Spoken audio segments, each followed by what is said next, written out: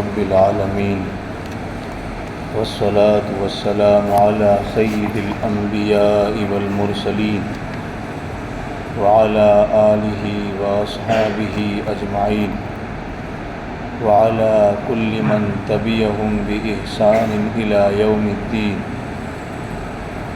أعوذ بالله من الشيطان الرجيم. بسم الله الرحمن الرحيم. هل أتى على الإنسان حين من الدهر لم يكن شيئا مذكورا إنا خلقنا الإنسان من نطفة أمشاج نبتليه فجعلناه سميعا بصيرا إنا هديناه السبيل إما شاكرا وإما كفورا إنا أعتدنا للكافرين سلاسل وأغلالا وسعيرا إن الأبرار يشربون من كأس كان مزاجها كافورا عينا يشرب بها عباد الله يفجرونها تفجيرا يوفون بالنذر ويخافون يوما كان شره مستطيرا ويطعمون الطعام على حبه مسكينا ويتيما واسيرا إنما نطعمكم لوجه الله لا نريد منكم جزاء ولا شكورا إنا نخاف من ربنا يوما عبوسا قمطريرا فوقاهم الله شر ذلك اليوم ولقاهم نظرة وسرورا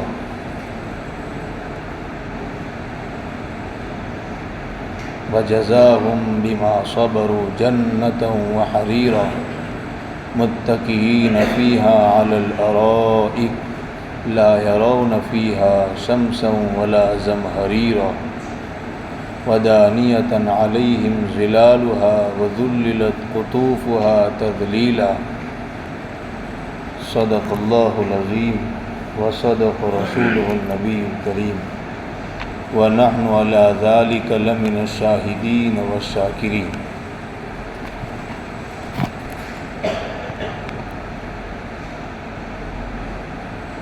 قرآن کریم کے 29ویں پارے کی ایک سورت ہے جس سورت کو ہم پڑھتے ہیں اور سنتے ہیں بطور خاص جمعہ کی نماز میں فجر میں. سورہ دہ بڑی عجیب و غریب صورت ہے. اس صورت میں بھی اللہ تعالیٰ نے قیامت کو اور اس کے بعد کے منظر کو بیان فرمایا ہے، اور شروع صورت میں اللہ تعالیٰ نے انسان کو اپنی اوقات یاد دلائی ہے. چنانچہ فرمایا هل أتى على الإنسان حين من الدهر، بے شک انسان پر ایک زمانہ ایسا گزرا ہے لم یکن شیئا مذکورا، جس میں وہ قابل تذکرہ چیز نہیں تھا. ہر انسان پر، چاہے وہ 60 سال کا ہو چکا ہو، چاہے وہ 70 سال کا ہو چکا ہو، چاہے وہ 100 سال کا ہو چکا ہو، اللہ فرماتے ہیں ہر انسان پر ایک وقت تھا. اگر انسان ذرا غور کرے، ذرا سوچے، اپنے آپ کے بارے میں ذرا تفکر کرے، تو ہر انسان کو یہ پتہ چلے گا کہ مجھ پر ایک زمانہ ایسا گزرا ہے جس میں میرا کوئی نام و نشان نہیں تھا. نہ میرے ماں باپ کے خیال میں آ سکتا تھا کہ میں ہوں گا، نہ میرے دادا دادی اور نانا اور نانی کے وہم و خیال میں یہ بات آ سکتی تھی کہ میں ہوں گا کبھی، اور نہ میرے دوسرے رشتہ دار ان کے خواب و خیال میں، اور نہ میرے گاؤں والے، نہ میرے علاقے والے، نہ پورے ملک والے، کسی کے خیال میں یہ بات آ ہی نہیں سکتی تھی کہ میں بھی کبھی ہوں گا. یعنی ایک وقت مجھ پر وہ گزرا ہے جس میں میں تذکرے کے قابل ہی نہیں تھا، میں کہیں تھا ہی نہیں. نہ آدھار کارڈ میں میرا نام تھا، نہ الیکشن کارڈ میں میرا نام تھا، نہ جنم کے داخلے پر اس وقت میرا نام تھا، اور نہ دنیا کے عام بول چال میں اور عام لوگوں کے بیچ میں میرا کوئی ذکر نہیں تھا۔ اللہ کہہ رہے ہیں ہر انسان پر ایک زمانہ ایسا گزر چکا ہے۔ مثلا میری جو پیدائش کا سال ہے اس سے پہلے مجھے کوئی نہیں جانتا تھا۔ ہم میں سے ہر ایک کی پیدائش کا جو سال ہے اس کے 10 مہینے پہلے بھی کسی کو کچھ خبر نہیں تھی کہ یہ صاحب بھی ہوں گے دنیا میں۔ انسان کو اللہ اپنی اوقات یاد دلاتا ہے، یہ کون سوچتا ہے؟ اس زمانے میں ایسا سوچتا کون ہے؟ فرصت ہی نہیں کسی کو، اپنی اوقات یاد کرنے کی فرصت نہیں ہے، اس لیے جھگڑے ہیں، اس لیے تلواریں اٹھ رہی ہیں آپس میں، اس لیے اختلافات کی بوچھاریں، اس لیے زمینوں اور جائیداد پر جھگڑے ہیں۔ یہ سوچ لیں قسم بخدا سارے جھگڑے ختم کرنے کے لیے ایک آیت کافی ہے، ایک آیت۔ اور میں تو نہیں تھا، میری پراپرٹی بھی نہیں تھی اس وقت، میرا مال اور میری جائیداد بھی نہیں تھی، میری اولادیں بھی نہیں تھی، یہ سب اس میں ہیں۔ اسی لیے صوفیہ فرماتے ہیں، حضرت الامام غزالی نے اپنی مائے ناز کتاب اکسیر ہدایت یعنی کیمیائے سعادت میں پہلا باب قائم کیا اور اس میں لکھا من عرف نفسہ فقد عرف ربہ، جس کو اپنی اوقات سمجھ آ گئی اس نے رب کو پہچان لیا، اور جو اپنے کو نہ سمجھے وہ رب کو نہیں پہچان سکتا، اس لیے کہ اپنے سے سب سے زیادہ نزدیک میں ہوں، مجھ سے سب سے زیادہ نزدیک میں ہوں، تو میں کہاں سے آیا، کہاں جانا ہے؟ یہ جس نے ان سوالوں کو حل کر لیا اس کو اللہ سمجھ آ جائے گا۔ اپنی اوقات یاد دلائیے اللہ۔ هل أتى على الإنسان حين من الدهر لم يكن شيئا مذكورا۔ ہمیں اچھا سوٹ پہنتے وقت یہ آیت یاد رکھنی چاہیے، ہمیں مرچڈیز اور اس جیسی گاڑیوں میں بیٹھتے وقت یہ آیت یاد رکھنی چاہیے، ہمیں اپنی کاروبار کی کرسی کی گدی پر بیٹھتے وقت ہمیں یہ آیت یاد رکھنی چاہیے۔ ہر وقت جہاں تکبر کا خطرہ ہو، عام طور سے سب جگہ، بطور خاص اس جگہ ہمیں یہ آیت یاد رہنی چاہیے۔ هل أتى على الإنسان حين من الدهر لم يكن شيئا مذكورا۔ شيئا، کچھ بھی تذکرہ نہیں تھا تیرا حضرت انسان، آج تو تکبر کرتا ہے، 2 پیسے آ گئے اس کی بنیاد پر اپنے آپ کو اچھا اور دوسروں کو حقیر سمجھتا ہے، ایک مکان کیا بنا لیا اس کی بنیاد پر، جن کے مکانات نہیں ہیں تو ان کو رہنے کے لیے مکان نہیں دیتا، تکبر آ گیا۔ یہ سب اس میں ہے۔ اوقات ہم سب کو، مجھے اپنی اوقات یاد رہنی چاہیے، بالکل۔ هل أتى على الإنسان، جھنجھوڑ رہا ہے اللہ، ہر انسان آخرت کو مانتا ہو نہ مانتا ہو، اللہ سب کو کہہ رہا ہے اے انسان تو غور کر، تجھ پر ایک وقت ایسا تھا جس میں تیرا نام و نشان نہیں تھا بھائی۔ ہوں گے تیرے پاس آج کروڑوں، ہوں گے تیرے پاس آج 5 بنگلے، ہوں گے تیری پاس 5 اور 6 کاریں، ہوگی تیرے پاس ملینز اور بلینز ڈالر۔ ایک وقت تھا جب تو بھی نہیں تھا اور یہ ساری چیزیں نہیں تھی۔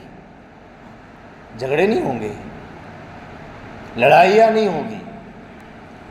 آج تو دیندار کو بھی یہ سوچنے کی فرصت نہیں ہے، چھوڑیے کسی اور کو، جو آخرت کو مانتا ہی نہیں اس سے کیا شکایت۔ 5 وقت کے نمازی کو بھی یہ فرصت نہیں ہے کہ وہ اپنے آپ پر کبھی غور بھی کرے۔ اور اسی لیے انسان اپنے آپ کو اس زمانے میں کچھ عجیب ہی سمجھتا ہے، ذرا اس کو کوئی 2 لفظ کہہ دیتا ہے وہ برداشت نہیں کر پاتا۔ مجھے کہا تو نے، مجھے، یعنی وہ اپنے آپ کو پتہ نہیں کیا سمجھتا ہے۔ دکھا دوں گا میں ان کو ان کی اوقات، تیری اوقات کیا ہے، تجھ پر بھی تو ایک وقت تھا۔ یہ جملے بتا رہے ہیں کہ چاہے میں دیندار دکھتا ہوں، میں ایکچوئل میں دیندار نہیں ہوں۔ اور بزرگوں بہت فرق ہیں دیندار، آپ پڑھیے آگے، میں حیران رہ گیا جب میں نے اس کا مطالعہ کیا۔ دیندار دکھنے میں اور دیندار ہونے میں رات دن کا فرق ہے، رات دن کا فرق ہے. نوٹ کر لیجئے اس بات کو، میں بھی، ہم سب. دکھنا الگ بات ہے، دینداری کی رسمیت الگ ہے، حقیقت میں دینداری الگ ہے. حقیقت میں دیندار وہ ہیں جو روزانہ اپنے بارے میں یہ غور کرے کہ هل أتى على الإنسان حين من الدهر لم يكن شيئا مذكورا. میں نہیں تھا کچھ بھی، کس پر تکبر کروں میں، کس پر اتراؤں میں؟ مجھے کسی نے میرے بارے میں کہہ دیا ہے تو کیا فرق پڑتا ہے؟ جنت تھوڑی حرام ہوتی ہے اس سے؟ ہوں گی مجھ میں کمیاں، میں کمیوں کا بھنڈار تو ہوں. اس سوچنے کے بجائے سوچ کیا دی؟ مجھے کہا، کیسے کہا تو نے مجھے؟ یہ سوچ آتی ہے کیوں؟ انسان اپنی اوقات کو یاد نہیں رکھتا. ساری بیماریوں کی جڑ اپنے آپ کو بھولنا ہے، اور ساری نیکیوں کا مرکز اپنی حقیقت کو یاد کرنا ہے. بس هل أتى على الإنسان حين من الدهر لم يكن شيئا مذكورا. اللہ ہمیں اپنی اوقات یاد دلائے، بار بار یاد دلائے، بار بار یاد دلائے اپنی اوقات، اپنی حقیقت میں کیا تھا. اور آگے پھر کہا انا خلقنا الانسان من نطفۃ امشاج. انسانوں تم پہلے نہیں تھے، پھر ہم نے انسان کو ملے جلے نطفے سے بنایا. ہم نے بنایا ہے تم کو. یہ مال جو تمہارے پاس ہے وہ ہمارا ہے، یہ آنکھیں اور یہ فزیکل فٹنس اور یہ طاقت ہم نے دی ہے. خلقنا الانسان، ہم نے دیے، ہم نے پیدا کیا ہے انسان کو. کس سے پیدا کیا ہے؟ اوقات یاد دلائی. ارے تو ناپاک پانی سے پیدا ہوا ہے، جو نکل بھی جائے تو غسل فرض ہے، جو کپڑے پر لگ جائے تو کپڑا دھونا فرض ہے. حقیقت پر غور. میں کیا ہوں؟ مجھ میں ٹن ناپاکی ہے. حضرت دستان رحمہ اللہ فرماتے ہیں اپنی حقیقت پر غور کر، اگر یہاں سوراخ ہو جاتا تو تیرے پاس کوئی بیٹھتا بھی نہیں. تیرے پیٹ میں اتنا گوبر ہے، تیرے پیٹ میں اتنا پیشاب ہے، کس پر اتنا رہا ہے تو؟ اس زمانے کی عام بیماری ہے تکبر، اور یہ تکبر کو توڑتی ہے یہ چیز. انا خلقنا الانسان من نطفۃ امشاج. نطفے سے، ناپاک پانی کے قطرے سے جو ملا جلا. قرآن نے عجیب انداز اختیار کیا، ملا جلا. اس وقت کہاں اتنی سائنٹیفک ریسرچ ہوئی تھی؟ کیا ملا جلا؟ مرد کا پانی بھی ہے، عورت کا پانی بھی ہے. ان دونوں کے پانی سے ہم نے تمہیں ڈیزائن کیا ہے. یا یہ ملے جلے نطفے کا مطلب ساری کائنات کی طاقتیں اس ایک نطفے کے بننے میں لگی ہیں، اور اس ایک نطفے سے انسان ہم نے تجھے بنایا ہے. سورج کی گرمی بھی تو لگی ہے نا، زمین کے ذرات بھی تو لگے ہیں. اگر غذا نہ اگاتی یہ زمین تو میں کیا کھاتا، اور جب میں نہ کھاتا تو نطفہ بنتا کہاں سے؟ عورت نہ کھاتی تو عورت کے یہاں کیسے نطفہ بنتا؟ پوری کائنات اللہ نے لگائی ہیں اس ایک نطفے کے بننے پر، یعنی میرے بننے پر. ساری کائنات کی طاقتیں، لوہا، نمک، سب، اور ان سب سے پھر ایک نطفہ، اور اس نطفے سے پھر حضرت انسان. میں نطفۃ امشاج. کیوں بنایا؟ کھانے کے لیے، پینے کے لیے، عیاشیوں کے لیے، جلسے کرنے کے لیے، شادی کر کے بچے پیدا کرنے کے لیے؟ نہ، بالکل نہیں. یہ ضرورتیں ہیں، مقصد یہ نہیں ہے، گول یہ نہیں ہے، پرپز آف دا لائف یہ نہیں ہے. نبتلی. قرآن جواب دے رہا ہے، اللہ کہہ رہے ہیں نبتلی، تاکہ ہم تمہارا امتحان لیں. اس دنیا میں آنے کا اصل مقصد کھانا، پینا، شادی اور بچے نہیں ہیں. اس دنیا میں آنے کا اصل مقصد ٹیسٹ ہے، ٹیسٹ. اور ہم میں سے بہت سو نے لائسن بنایا ہوگا، ڈرائیونگ لائسن یا کچھ اور لائسن. اس کا ایگزام دینے جب جاتے ہیں تو کیا کیفیت ہوتی ہے؟ پاس ہوں گا کہ نہیں؟ نہ پاس ہو گیا تو پولیس جب انکوائری کے لیے کسی کو لیتی ہے، اللہ کسی کو وہ دن نہ دکھائے، لیکن لیتی ہے تو سامنے والے ملزم پر، مجرم نہیں، ملزم، ابھی الزام لگا ہے، کیا کیفیت ہوتی ہے؟ پاس ہوں گا کہ ناپاس ہوں گا؟ کیا میری یہ کیفیت ہے؟ کیا میں کبھی روتا ہوں کہ اللہ میں جنت میں جاؤں گا کہ میں جہنم میں جاؤں گا؟ ٹھیک ہے، میں دکھتا ہوں بہت دیندار، لوگ سمجھتے ہیں مجھے دیندار، لیکن اللہ میرے بارے میں آپ کا فیصلہ کیا ہوگا؟ یہ نبتلی، ہم تم کو آزمائیں، اور جو یہ سمجھ لے گا کہ آزمائش ہمارا مقصد ہے، وہ کبھی اگر حالات آئیں گے تو وہ رونا نہیں روئے گا، وہ سمجھے گا یہ امتحان ہے، جلسے تھوڑی ہے۔ ہم میں سے اکثروں نے، نمبر 1 پر میں نے، اس دنیا کو جلسوں کی جگہ سمجھا ہے، آرام کی جگہ سمجھا ہے، لیکجریس لائف گزارنے کا ذریعہ سمجھا ہے، جو یہ بالکل نہیں ہے۔ ہوگی کافروں کے لیے، ہوگی غیر مسلموں کے لیے، ٹیسٹ گاہ ہے یہ، ہم پیپر فیل کر رہے ہیں، حالات بھی آئیں گے، خوشیاں بھی آئیں گی۔ جو یہ سمجھے گا وہ خوشیوں میں تکبر نہیں کرے گا، جو یہ سمجھے گا وہ غموں میں اللہ کو نہیں بھول جائے گا۔ نبتلی، امتحان، امتحان اور بس امتحان۔ یہ بیوی بھی امتحان ہے، یہ بچے بھی امتحان ہے، یہ کاروبار بھی امتحان ہے، یہ تندرستی بھی امتحان ہے۔ نبتلی، تاکہ ہم تم کو آزمائیں۔ فَجَعَلْنَاهُ سَمِيعًا بَصِيرًا، اسی لیے تو ہم نے تم کو سننے کی طاقت دی ہے، جلسے کے لیے نہ، امتحان کے لیے۔ بصیرہ، دیکھنے کی طاقت دی ہے، کھانے پینے کے لیے، عیاشی کے لیے نہیں، امتحان کے لیے۔ کاش کہ ہر باپ شادی سے پہلے اپنے بیٹے کو سمجھائے، بیٹا نکاح ایک باغ ہے، مقصد نہیں ہے، بیٹا یہ ضرورت ہے، یہ مقصد نہیں ہے، بچے پیدا کرنا ضرورت ہے، مقصد نہیں ہے، بیٹا تمہارا اصل امتحان تو آخرت ہے۔ تم نکاح کرو، میں تمہارے لیے سارے اسباب مہیا کروں گا، لیکن دیکھو بیٹا اس خوشی میں اپنے اللہ کو نہ بھولنا، اس لیے کہ تمہارا امتحان ابھی باقی ہے۔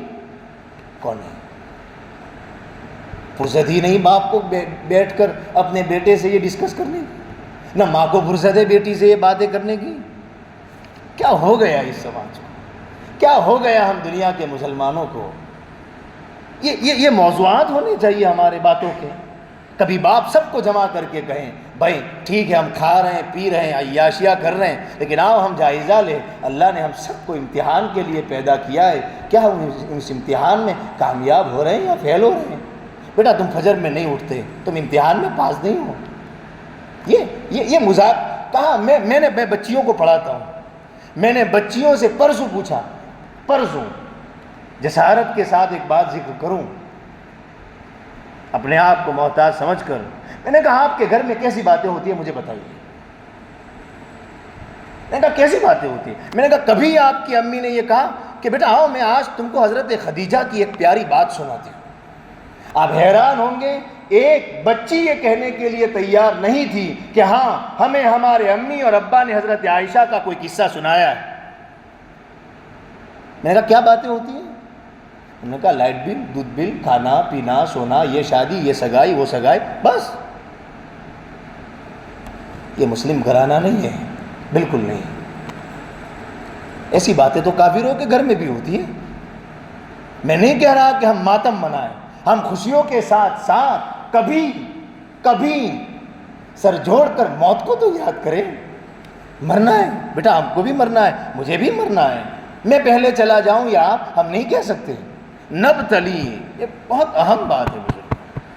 فَجَعَلْنَاهُ سَمِيعًا بَصِيرًا، سننے اور دیکھنے کی طاقت ہمیں امتحان کے لیے دی ہے بھائی، پیسے کمانے کے لیے نہیں دی۔ خوب کماؤ، امتحان مت بھولو، نکاح کرو، امتحان مت بھولو، خوب چلے اور 4 مہینے لگاؤ، خوب پڑھو پڑھاؤ، خوب خانقاہ میں وقت لگاؤ، امتحان مت بھولو۔ فَجَعَلْنَاهُ سَمِيعًا بَصِيرًا اِنَّا هَدَيْنَاهُ السَّبِيلَ إِمَّا شَاكِرًا وَإِمَّا كَفُورًا۔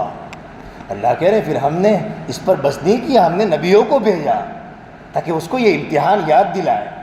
نبی اور رسول آ کر کے یہ بتائیں کہ دیکھو یہ ہے امتحان میں پاس ہونے کا راستہ، یہاں چلو گے تو ناپاس ہو جاؤ گے، شکر گزاری کرو یا کفر کرو، تمہارے ہاتھ میں۔ انا اعتدنا للکافرین، لیکن ایک بات یاد رکھنا، ہم نے تیار کی ہے کافروں کے لیے زنجیریں، طوق اور جہنم کی آگ۔ اللہ ہم میں سے اور ہماری نسلوں میں سے اور کسی انسان کو اللہ یہ نہ دکھائے۔ تیار کی، ہم تیار، یعنی پلاننگ، سمجھ رہے ہیں آپ؟ تیار کرنا کس کو کہتے ہیں؟ کوئی مہمان آتا ہے تو ہم کھانا تیار کرتے ہیں، تیار کی ہے ہم نے۔ لیکن دوسری طرف کچھ نیک بندے ہیں، اللہ ہمیں ان میں سے بنائے۔ ان الابرار یشربون من کأس کان مزاجها کافورا، یہ ہے جلسے کی جگہ، جلسوں کی جگہ جنت ہے، دنیا نہیں۔ اسی لیے دنیا میں نرم گرم چٹنی بریانی سب آتا ہے۔ نیک لوگ پئیں گے ایسا جام جس کی ملاوٹ کافور کی ہوگی۔ کافور یا تو ایک چشمہ ہو سکتا ہے یا کافور ہو سکتا ہے، جنت کا کافور اس کے حساب سے ہوگا جس کو کھایا جائے گا، چونکہ کچھ چیزیں ہوتی ہیں نا جس کو ٹیسٹ کے لیے ملایا جاتا ہے۔ دنیا میں بھی تو ہم دیکھتے ہیں کچھ چیز ہو، اس میں کچھ ڈال دیتے ہیں تو وہ اور مزیدار ہو جاتی ہے۔ اللہ کہہ رہے اس میں کافور کی ملاوٹ ہوگی، اور وہ کیا ہے؟ وہ ایک چشمہ ہے جس میں سے اللہ کے بندے پئیں گے۔ بندہ بہت پسند ہے اللہ کو، بندگی، چھوٹا بننا، عاجزی، عبدیت۔ یفجرونہا تفجیرا، جہاں چاہیں گے وہ اس نہر کو بہا کر لے جائیں گے۔ یوفون بالنذر، کیوں؟ سوچئے ذرا، یہ نعمت کیوں ملے گی؟ کس کو ملے گی؟ کس کو؟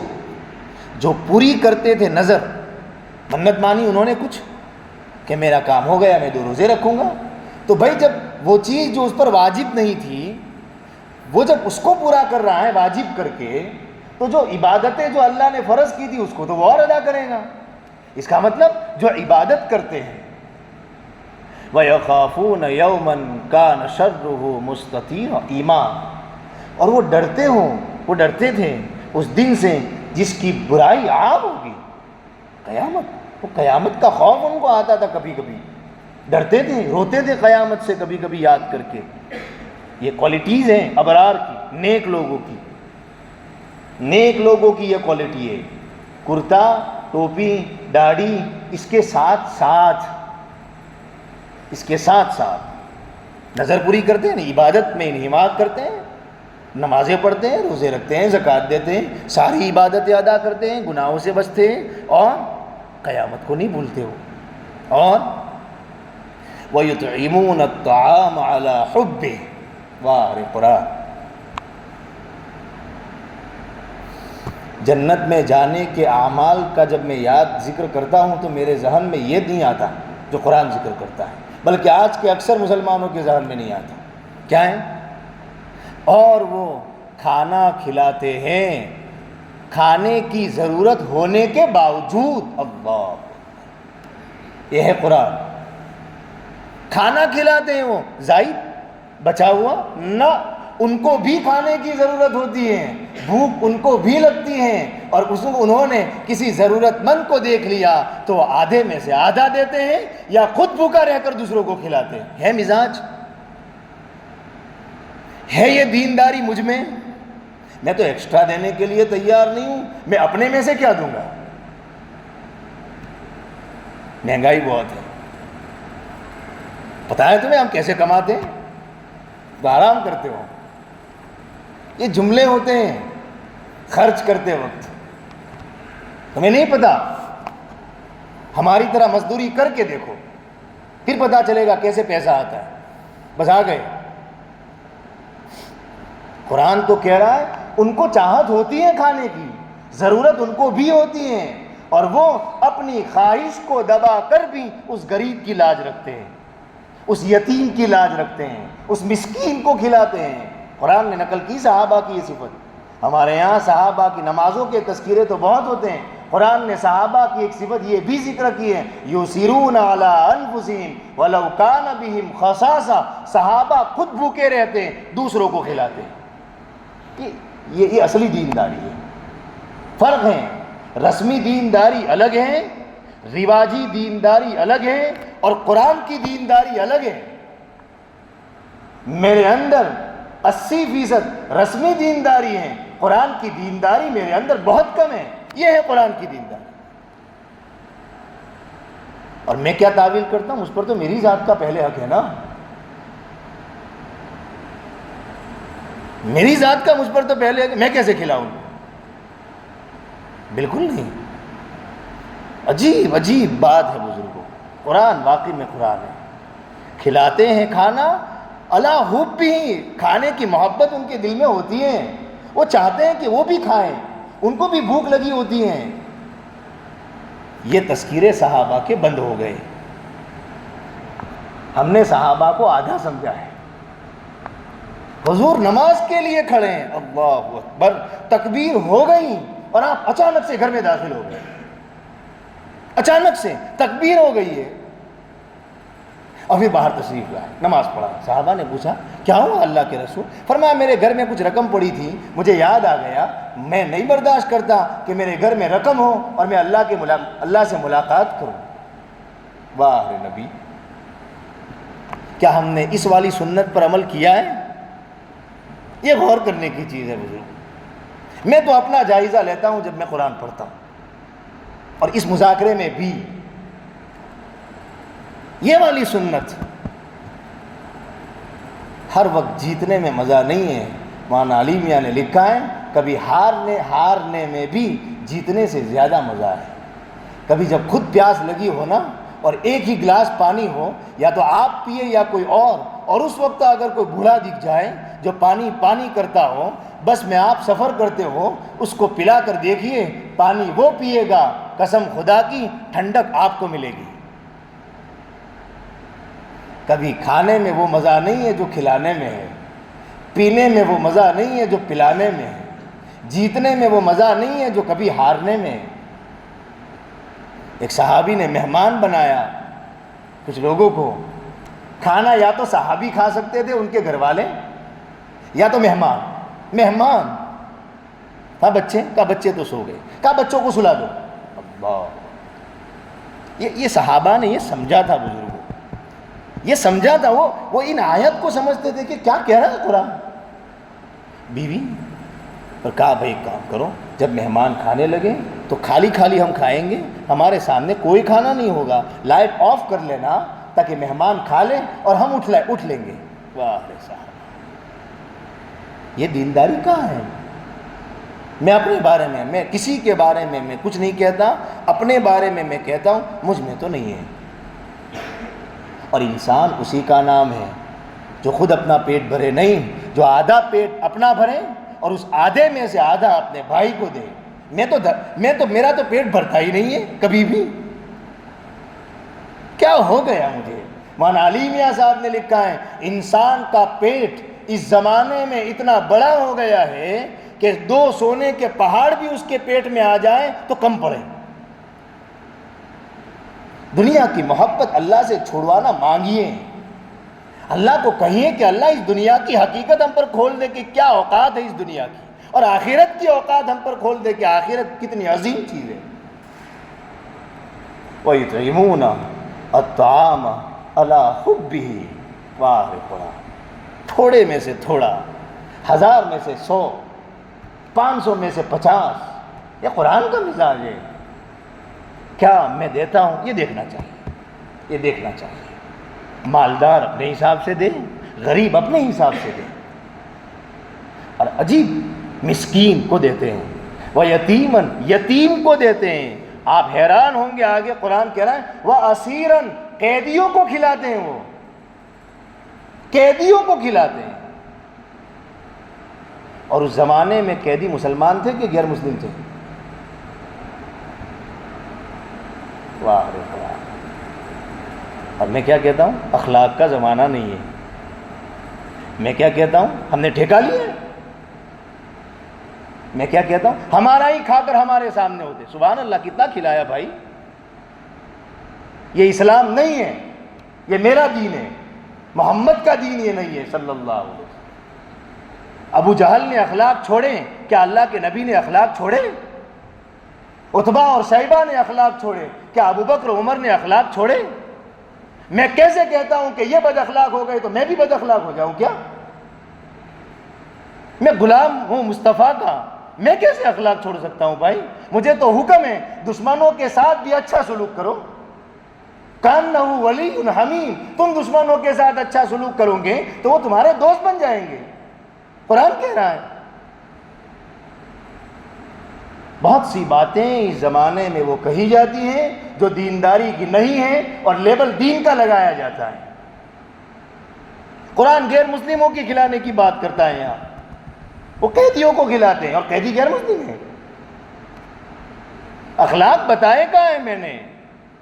کہاں بتائے میں نے بھائی اخلاق؟ منفی جذبات مت رکھیے، محبت کے جذبے رکھیے، ان کے دلوں میں بھی نفرت کم ہوگی. ہم نفرت کے جذبات رکھتے ہیں، اس کا اثر یہ پڑتا ہے کہ ان کے دلوں میں بھی نفرت پیدا ہوتی ہے. نفرت پیدا کرنے میں قصور ان کا بھی ہے، میرا بھی ہے. کسی غیر مسلم کو میں نے محبت سے دیکھا، بتائیے آپ، بس یہ جہنم میں جائیں، یہ مریں، یہ کٹ جائیں، یہ نہ رہیں، یہی جذبات میرے دل میں آتے ہیں جب میں کسی نان مسلم کو دیکھتا ہوں. کیوں یہ جذبہ نہیں آتا کہ اللہ یہ میرا بھائی ہے، ہمارے ہی لوگ ہیں، ہم ایک گاؤں کے ہیں، اللہ ہم نے آپ کا دین ان تک نہیں پہنچایا ہے. یہ ہونا چاہیے جذبہ. اخلاق کے زمانہ نہیں ہے. اس کا مطلب کہ سب کو جا کر کے کاٹ ڈالو. کیا فرق پھر ہمیں ان میں؟ وہ بھی لنچنگ کرتے ہیں، ہم بھی لنچنگ کریں گے. وہ بھی ستاتے ہیں، ہم بھی ستائیں گے. یہ غلط طریقہ ہے دوستو. یہ اسلام نہیں ہے، یہ میرا دین ہے. قرآن کہہ رہا ہے. اور اس زمانے کے قیدی کوئی صوفی صاحب تھے، بڑے بڑے کافر لال گجکڑ پکڑ کے لائے جاتے تھے. ان کے بارے میں قرآن کہہ رہا ہے. یہ قرآن کی ہمت اور یوں سمجھیے کہ اللہ کا حلم ہے کہ اللہ کہہ رہا ہے کہ وہ قیدیوں کو بھی کھلاتے ہیں. کیا میں نے کبھی پولیس اسٹیشن میں جا کر کے کسی جیلر کو کچھ پیسے دیے کہ بھائی صاحب یہ پیسے قیدیوں پر خرچ کرنا؟ کتنے مسلمان ہیں؟ الا ماشاء اللہ. کتنے لوگ ہیں جنہوں نے پولیس سے رابطہ کر کے کہا کہ سر یہ 5,000 روپے ہیں کہ آپ کی جیل میں جتنے قیدی ہیں ان کو کبھی فروٹ یا کچھ بھی آپ اپنی طرف سے لا کے کھلا دینا. یہ چیزیں ہوتی ہیں، یہ چیزیں ہوتی ہیں. قرآن کہہ رہا ہے. اور مولانا خالد سیف اللہ رحمانی صاحب نے لکھا ہے اس زمانے کے قیدی اور اس زمانے کے جو جیل میں ہیں ان کے ساتھ بھی ہمیں وہ سلوک کرنا چاہیے جو ان کو کہا گیا ہے. وَأَسِيرًا، ہمیں بولتے وقت احساس کرنا چاہیے کہ یہ دینداری میں بول رہا ہوں یا دین کے خلاف بول رہا ہوں. اور ایک آیت پر میں بات ختم کروں. یہ ساری دینداری وہ لوگ کرتے ہیں جو ہم نے پڑھا، کھلاتے بھی ہیں، قیامت کو بھی یاد رکھتے ہیں، نمازیں بھی پڑھتے ہیں، روزے بھی رکھتے ہیں. اب کتنا بیلنس ہے ان کی زندگی میں. یہ خالی نمازیں نہیں پڑھتے ہیں، یہ مسکینوں کو بھی کھلاتے ہیں، خود بھوکے رہ کر دوسروں کو کھلاتے ہیں. کیسی قرآن جہاں یہ بیان کر رہا ہے کہ وہ نظر پوری کرتے ہیں، وہاں قرآن کھلانے کو بھی ذکر کرتا ہے. کتنا بیلنس ہے قرآن میں. اور میں نے فرق کر دیا نماز میں اور کھلانے میں. ایک کو میں نے بہت اہمیت دی اور وہ ہے اہمیت کے لائق، لیکن دوسرے کو میں نے نفل کا درجہ دے دیا. محبت، اپنا سینہ کھولیے بزرگوں. کفار مکہ سامنے کھڑے ہیں، حضرت بلال کو تپتی ریت پر لٹانے والا کھڑا ہے، سب کھڑے ہیں اور اللہ کے نبی عام معافی کا اعلان کر رہے ہیں. جاؤ جاؤ تم سب بخشے گئے آج. ہم تو اس کے امتی ہیں. اپنا دل بڑا رکھیے، مسکرا کر ملیے، کوئی بھی ہو، مسلم ہو نان مسلم. چائے پلائیے، اچھا ڈائلاگ کیجیے، اچھی باتیں کیجیے، حدود میں رہ کر کے ان سے تعلقات بڑھائیے. حدود میں رہ کر ان سے تعلقات بڑھائیے. اسلام یہی ہے. ہاں میدان جہاد ہو وہاں کا مسئلہ الگ ہے، وہاں دینداری کچھ اور ہے. وہاں پھر یہ نہیں کہ آپ مٹھائی کھائیے. وہاں دینداری، ایک باپ کا بچہ اسکول نہ جاتا ہو تو وہاں مٹھائی نہیں، وہاں تھپڑ ہے. یہ دینداری ہے، تنبیہ ہے. یہ دینداری ہے، تنبیہ ہے. موقع موقع سے ہوتا ہے نا. ہمارے جہاں جب نرمی کی بات کی جاتی ہے تو لوگ کہتے ہیں کہ دیکھو ان کو کچھ پتہ ہی نہیں. اور ماشاءاللہ جو سختی کی بات کرو، یہ ہوئی نا بات. بس اب تو وقت ہے آر پار کا، جی، لیکن آر پار اس کے حساب سے. ہمیں اپنے اخلاق نہیں چھوڑنے چاہیے. یہ کہنے کی بات بس. کیا کہتے ہیں؟ انما نطعمکم لوجہ اللہ. بھائی صرف ہم تو تم کو کھلاتے ہیں اللہ کو پانے کے لیے. وہ تانا نہیں دیتے کہ ہم نے تم کو کھلایا تھا, ہم نے تم کو کیٹیں دی تھی, تم ہمارا ہی کھا کر ہمارے سامنے ہوتے ہو. وہ یہ نہیں کہتے, تو اللہ کے لیے کھلاتے ہیں. انما نطعمکم لوجہ اللہ. ہم تو صرف اللہ چاہتے ہیں, ہم خدمت کے ذریعے ان کے پیارے بننا نہیں چاہتے ہیں کہ ہم یہ کہیں کہ وہ تو ان کو تو اخلاق برتیں گے تو بھی ان کو کوئی فرق نہیں پڑے گا. تو ان کو دکھانے کے لیے ہم کہاں اخلاق برت رہے بھائی, ہمیں تو اللہ چاہیے. انما نطعمکم لوجہ اللہ. اور عجیب, لا نرید منکم جزاء ولا شکورا. ہمیں تم سے شکریہ بھی نہیں چاہیے. واہ رے قرآن, تھینک یو بھی نہیں چاہیے. مت کہو تھینک یو ہمیں, مت کہو جزاک اللہ ہمیں. یہ قرآن کا معیار ہے. اور میں نے اگر کسی کی مدد کی اور اس نے اگر مجھے ٹھیک سے بلایا نہیں, اس کا فرض ہے کہ وہ ٹھیک سے بلائے, اس کا فرض ہے. لیکن اگر وہ مجھے ٹھیک سے نہ بلائے, اگر وہ مجھے راستے میں ملا اور سلام نہیں کیا, تو پھر میں اپنے دوست سے کہتا ہوں دیکھو اس زمانے میں کسی کی بھلائی کرنے جیسی ہے. اس کا مطلب آپ نے اس کو خوش کرنے کے لیے کھلایا, اس کا مطلب آپ نے اس سے جزاک اللہ کہلوانے کے لیے آپ نے اس کو قرضہ دیا. اللہ کے لیے دیا ہوتا, ہاں اس کا فرض تھا, آپ یہ نہیں کہہ سکتے. اس لیے حضرت اقدس تھانوی رحمہ اللہ نے لکھا ہے, ہدیہ دے کر دعا کی درخواست کرنا ادب کے خلاف ہے. اس کا مطلب آپ ہدیہ اس لیے دے رہے تاکہ وہ دعا کرے. ہمارے اکابر وہ قرآن ہی کو سمجھے ہوئے تھے. بڑی عجیب بات ہے بزرگوں, جہاں ہماری ساری محنتیں ہوں, ان ساری محنتوں کا چاہے پڑھنا پڑھانا ہو, دعوت و تبلیغ ہوں, خانقاہیں ہوں, یا کسی غریبوں کی مدد کرنا ہو, ایک دوسرے کے کام آنا ہو, ان سب کا مرکزی پوائنٹ اللہ ہونا چاہیے. کوئی بھی نیک کام کرنے سے پہلے ایک سیکنڈ کیوں کر رہا ہوں, اس کو خوش کرنے کے لیے اس کی شادی میں جا رہا ہوں یا اللہ کو خوش کرنے کے لیے.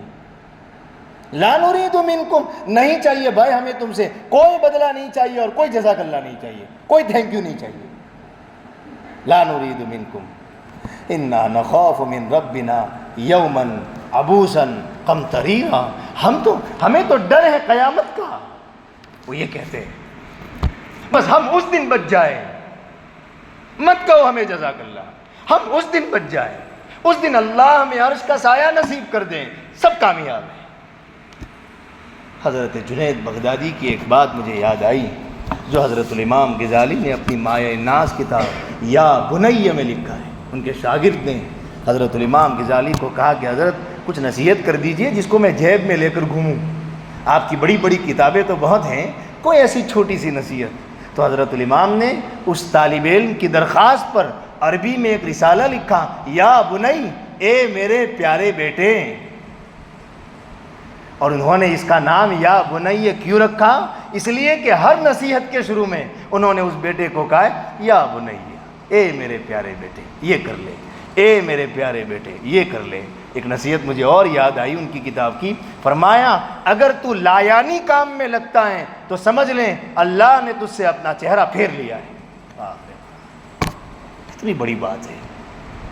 اور انہی میں انہوں نے آگے حضرت الامام جنید بغدادی کا قول نقل کیا کہ حضرت جنید بغدادی سے مرنے کے بعد پوچھا گیا, حضرت کیا ہوا؟ جنید بغدادی کتنا بڑا نام ہے. خواب میں کسی نے دیکھا کہ حضرت کیا ہوا, اتنا بڑا شیخ. فرمایا قد طاحت العبارات فنیت الاشارات ما نفعتنا الا رکعتان فی جوف اللیل. سارا پڑھنا پڑھانا اللہ نے نکار دیا, بے نیاز ہو تو. قد طاحت العبارتیں سب گئی, سب گئی. وبہ قال حدثنا, نہ, اللہ نے کہا یہ نہیں چلے گا. فنیت الاشارات, وہ اشارے سب گئے, سب گئے. کیا کام آیا؟ ما نفعتنا الا رکعتان فی جوف اللیل. رات کی تنہائی میں, تہجد میں جنید جو 2 رکعت پڑھتا تھا, اس 2 رکعت کو بہانہ بنا کر اللہ نے معاف کر دیا. یہ ہے اللہ کے لیے کریں. بڑی سے بڑی نیکی ہو, بڑی سے بڑی چیز ہو, سب بھول, اپنے آپ کو مٹا دو بزرگوں, مٹا دو, مٹا دیں اپنی ہستی کو. اگر کچھ مرتبہ چاہیں کہ دانہ خاک میں مل کر گلے گلزار ہوتا ہے, مٹا دیں ہم. اس زمانے کی بیماری ہے انانیت. 5 نمازیں میں کیا پڑھ رہا ہوں, میں دوسرے پینچٹ والوں کو اپنے سے حقیر سمجھنے لگتا ہوں, 2 غریبوں کی مدد کیا کرنے لگتا ہوں, کچھ مالداروں کو میں حقیر سمجھتا ہوں کہ میں مدد کرتا ہوں, یہ نہیں کرتے. کوئی مجھے سلام نہیں کرتا, میں اس سے بدگمان ہو جاتا ہوں. یہ اسلام نہیں. کیا کہہ رہا ہے قرآن, لا نرید منکم جزاء ولا شکورا. اللہ کہہ دے کہ بندے تو نے کام کر دیا, ساری دنیا کے جزاک اللہ کی ہمیں کوئی ضرورت نہیں, کسی کی ہدیے کی ہمیں کوئی ضرورت نہیں, کسی کے عمرے کے ٹکٹ کی ہمیں کوئی ضرورت نہیں ہے, ہمیں اللہ سے بدلے کی ضرورت ہے. بس یہ سوچیں گے تو دنیا میں بھلائی کر پائیں گے, وہ یہ نہیں سوچیں گے تو کسی کا بھلا کرنے کا جی نہیں چاہے گا. اس لیے کہ اکثر بھلا کرنے والوں کو بھی کڑوی بہت کچھ سہنی پڑتی ہے, اور اگر اس کی تربیت نہیں ہوئی تو یہ سوچتا ہے چلو اتنا کر کے بھی کون ہمارا شکریہ ادا کرتا ہے. اور اگر تربیت ہوئی ہے تو سوچتا ہے نا لوگ تو کہے ہم تو اللہ کے لیے کر رہے ہیں. اللہ تعالیٰ ہمیں توفیق عطا فرمائے. یہ ساری باتیں یہ عاجز اپنے آپ کو سامنے رکھ کر کہتا ہے. ہم میں سے ہر ایک اپنے بارے میں زیادہ جانتا ہے. میں اپنے سے قریب ہوں, مجھے نہیں معلوم کون کتنا کھلاتا ہے, کون کتنی تہجد پڑھتا ہے, کون غریبوں کی کتنی امداد کرتا ہے. اور اللہ کا شکر ہے ہمارے یہاں یہ ماحول ہیں, لیکن بزرگوں ہمیں قرآن کی دینداری پڑھانے کی ضرورت ہے. وقت کچھ زیادہ لیا, مضمون ایسا تھا, اس وجہ سے. وصلی اللہ علی النبی.